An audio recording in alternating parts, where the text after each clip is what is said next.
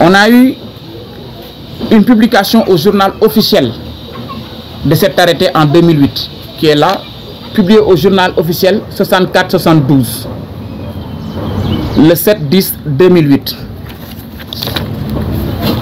Sur la base de cet arrêté et de cette publication au journal officiel, une autorisation de construire a été délibérée par la mairie ville de Dakar en 2008.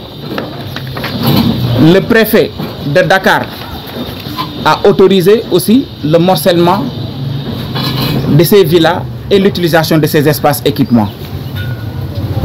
Donc, comme on l'a précisé, on a un ensemble de 6 équipements qui sont là, qui sont les points 1 à 6 entourés en rouge. Donc ça, c'est en 2008. Et ce qui a justifié quand même que tous les résidents, tous les acquéreurs que nous sommes, ont acheté ici pour au moins avoir des espaces mosquées, espaces de jeux, espaces verts pour nos enfants. Et ce qui a justifié l'achat dans ce programme Touba Real Estate. En 2018-2019, on a constaté des visites inopinées concernant l'occupation de ces espaces équipements. Et sur cette base, quand on s'est rapproché, on s'est rendu compte qu'un nouveau plan de morcellement a été effectué par le promoteur. Ce plan, il est là. On vous permettra après derrière de regarder en détail. Et tous les espaces équipements que nous avons précités ici, qui étaient au nombre de 6, tous ont été morcelés. Le premier espace équipement qui était destiné à avoir une école primaire de 3600 m², il y a eu un changement de destination et a été morcelé en 10 terrains. La poste de santé morcelée, la mosquée morcelée en 7 terrains, les places publiques morcelées aussi en 10 terrains. Donc, vous voyez le plan qui est là. Ce qu'on a fait, comme nous sommes des légalistes, entre 2019 jusqu'à présent, on s'est adressé à nos autorités. Quand on parle d'autorité, on parle de la mairie. Parce que quand même, on est dans la commune de Ouakam. Et nous remercions le maire, l'ancien maire et le nouveau maire, qui nous soutiennent dans ce combat. On s'est adressé à la mairie. On s'est adressé à la DESCOS. On s'est adressé au sous-préfet. On s'est adressé même à la présidence. Malheureusement, il y a à peine 2 semaines de cela, vers les coups de 7h, 19h, des gens se sont présentés en nous disant qu'ils ont acheté avec des papiers en bonne et due forme chez le notaire avec un titre foncier pour pouvoir vraiment occuper ces espaces équipements. Un appel au respect du Jubal Jubanti que prône le gouvernement actuel. Parce qu'un des acquéreurs s'est permis de se présenter en disant, Moustapha Diouf Lambaye de Pastef, en disant que j'ai acheté chez le notaire, c'est mon bien et personne ne sera en mesure de m'empêcher de construire. Nous voudrions lancer un appel en disant que, certes, nous ne militons pas, la majeure partie des gens a des partis, mais cela ne nous a pas empêché de voter et de participer à ce changement de régime. Pourquoi? Parce que justement, ce concept de Jubal et Jubanti nous tenait à cœur. Et nous lançons un cri d'appel en disant que à cette nouvelle autorité, au Premier ministre, M. Ousmane Sonko, à qui on a adressé une correspondance. Notre avocat va revenir sur les différentes mesures qu'on a pris à prendre depuis cet événement, en disant que, M. le Premier ministre, chef de parti du PASTEF, que tous les gens que vous voyez ici, nous avons contribué à votre élection. Pourquoi? Parce que nous croyons fermement à cette notion de Jubal Jubanti. Maintenant, ce qui a amené à ce qu'il y ait un changement de régime avec des passe-droits, nous espérons et nous comptons que ce ne sera pas le cas et que ce Jubal Jubanti devrait commencer à être initié au sein même du parti. Nous sommes des légalistes, comme on l'a dit. On va essayer de suivre la loi, ce qu'on a toujours fait depuis 2019 jusqu'à présent. Et on continuera dans cette voie. Mais encore une fois, Monsieur le Premier ministre, essayons de respecter cette notion de djubal djubanti et qu'on ne commence pas actuellement à aller dans une voie qui peut mener à une impasse. Donc ça, c'est un point que je voulais rajouter. Donc cet appel, c'est un cri d'alarme face au morcellement de ces espaces équipements.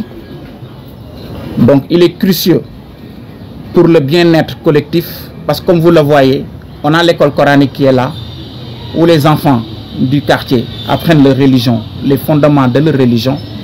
On a le terrain de jeu qui est non seulement destiné aux enfants de la résidence, mais aussi aux enfants de tout le quartier Ouakam.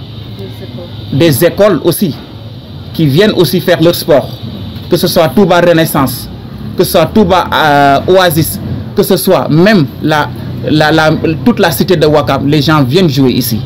Donc nous demandons un respect et ne touchez pas à nos espaces équipements.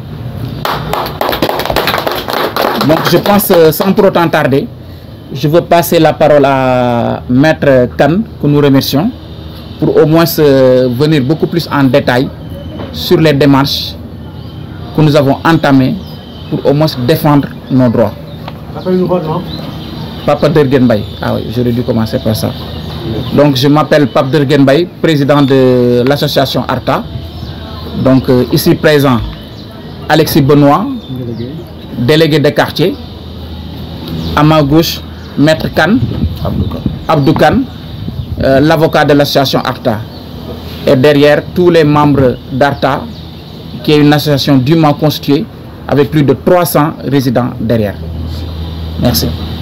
Un promoteur s'est présenté devant les citoyens, nanti d'un arrêté ministériel qui l'a autorisé à lotisser une cité qu'il a dénommée Touba Almadi. Et à l'appui de cet arrêté qui a été approuvé par le ministre de l'Urbanisme de l'époque, donc sous le numéro 08673,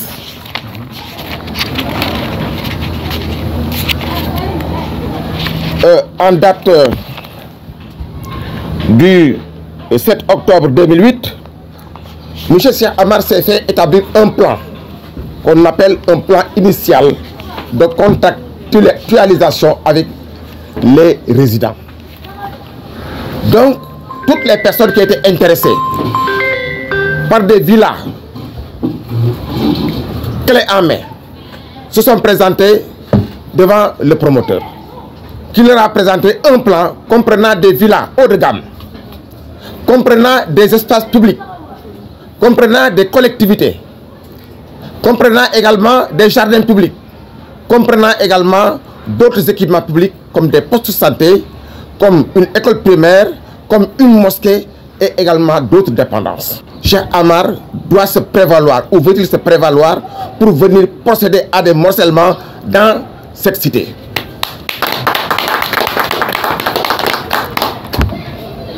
Il sait très bien que les acquisitions de villas ont été faites par rapport aux dépendances, par rapport également aux servitudes, par rapport également aux facilités et aux aménagements qui étaient connexes dans la résidence. Cette résidence, Touba Almadi, il ne faut pas se le cacher, c'est une résidence haut de gamme. C'est une résidence qui devait présenter toutes les commodités à ses habitants pour ne pas sortir de cette cité-là pour aller chercher quoi que ce soit dehors. Malheureusement, après avoir vendu les cités-là à donc des Sénégalais bontés, le sieur Cheikh Amar n'a eu d'autre réflexe que d'aller prendre donc le plan initial de contractualisation avec les résidents, qu'il a mis de côté pour aller se faire concocter un autre plan modificatif. Cheikh Amar se permet d'aller au niveau de l'urbanisme, en tout cas avec l'aide d'un géomètre, de concocter un autre plan qui modifie complètement la destination du plan initial, en procédant à des morcellements des espaces publics.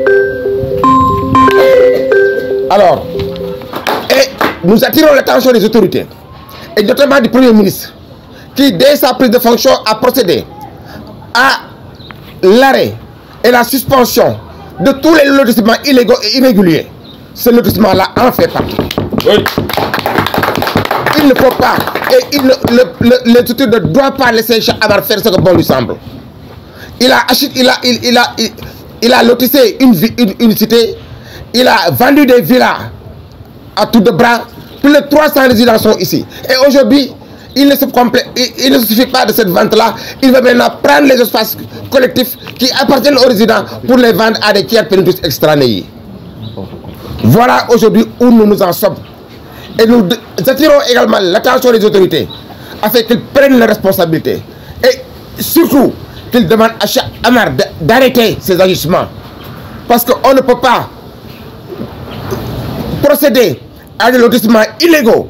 On ne peut pas procéder également à des ventes illégales au vu et au su de toutes les autorités qui ont été saisies, qui ont été informées et qui n'ont pris aucune décision pour arrêter également cette hémorragie. Ils ont saisi les autorités, ils les ont informés. Et également, ils ont saisi le notaire. Moi-même, j'ai saisi par des courriers de mise en demeure le sous-préfet des Almadies. J'ai saisi également alors le chef de bureau de Gor Almadies. J'ai saisi le chef du CARATS. J'ai saisi également le bureau de l'urbanisme. J'ai saisi également la mairie de Wakam. J'ai saisi en fait le Moustapha Ndiaye, qui est le maire qui a procédé effectivement à toutes ces ventes-là. Mais il faut qu'il sache que Cheikh Amar ne peut plus se permettre de faire n'importe quoi ici. Parce qu'il a un engagement qui est contractuel avec les résidents. S'il veut prendre une décision qui concerne l'aménagement des espaces collectifs, il doit venir discuter avec les résidents. Les résidents disent stop, stop, stop à Cheikh Amar. Et ils n'accepteront pas qu'aujourd'hui ces espaces publics et collectifs et aménagements publics qui leur appartiennent soient spoliés ou vendus à des tiers pénitentiaires extranéés sans droit ni titre.